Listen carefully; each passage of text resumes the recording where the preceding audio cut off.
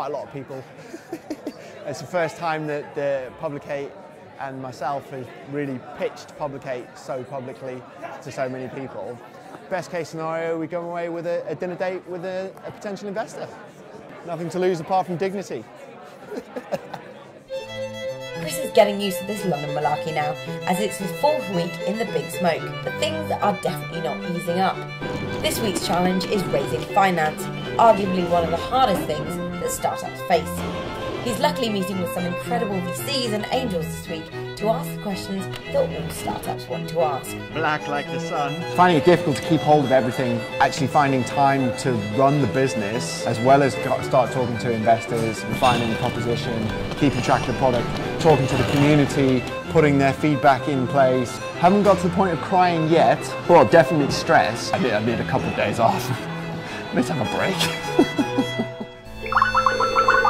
If I come to this cold, I don't really understand it, because I think at the moment... Give people more value for what they're already doing, which is consuming content.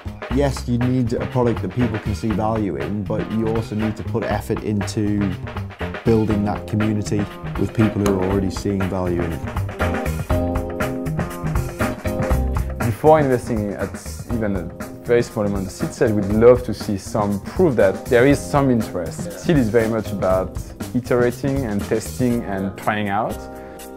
Identifying the problem, who has the problem, what your solution is, how you're going to get that solution to those people, and then you'll need, if you're actually going to go for some investment, you need to have some figures that will get people excited. Very clearly can explain what it is that you do in very clear language with no jargon. That's important. Yeah. And that's all you really need to do on that the first time you meet someone. It's about the team, and business relationships are about people and trust. For me, it's investing in a person over an idea. Right. There's lots of good ideas around, right? But more often than not, actually, these startups aren't what you end up investing in. There's lots of very good ideas around, but execution is everything. You need to be able to execute it very quickly. For me, I want to invest in entrepreneurs where I can see their passion and their hard work ethic and their authenticity and their determination, and that I really get what they're trying to achieve. Yeah. And I have to, importantly, really feel that I can work with the person. It's not necessarily about being completely investment ready and going and all you're going for is a pitch. It's more about starting that relationship and letting them know where you are, where you plan to go, and building the relationship. Investment is done on a very instinctive basis, and I've very much kind of known within the first few minutes of meeting the founders that I've invested in that, you know, I felt comfortable around them and would work with them for a few years. Look through your network, first of all, absolutely, to effect introductions. That's the most effective way of getting to an angel. So I'd say just basically go out and have fun and have drinks. There's these events going on absolutely everywhere. And you're just aiming to put investors and entrepreneurs together, right? But it's all, you know, it's a very face-to-face industry, right? So tonight, I'm going to be staying with the guys from Babelverse. Their company is all about translation services. Hello! Hi. So Babelverse was founded in 2010. We met each other through couchsurfing, and it actually was founded in Athens, in Greece. And we were struggling with the language barrier. We only met with investors that somebody introduced us to. They rely on their network to give them advice and recommendations. So they will ask the people they know, do you know these guys from Babelverse? What do you think of them? So it's all about laying the groundwork. You don't want to sell out too early. Yeah. I would recommend saying no once.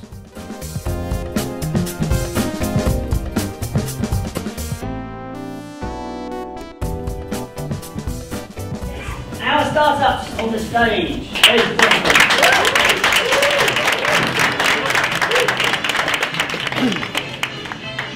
Last but not least.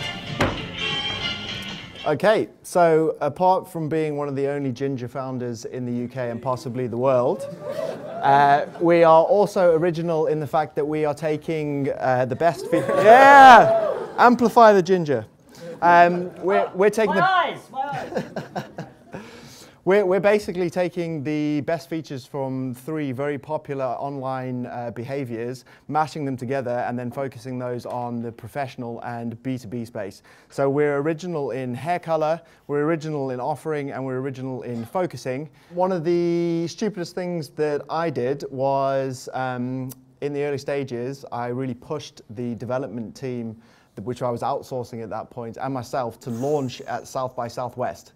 And we even partnered with some high-profile people to create an event to launch the business, and it turned out that we were just far too early. We are also solving an actual problem that saves people time and effort and also provides more value to what they're already doing online. The product itself actually increases in value the more that you use it, and that value applies on an individual level, which we are focusing on a target market. Yeah, it was good fun. Good fun. We didn't win in the end. He went for the lady. Is there something in that? Who knows? I'm going to go and track down the investors anyway and just pitch them blind. Hassle, hustle, scrappy.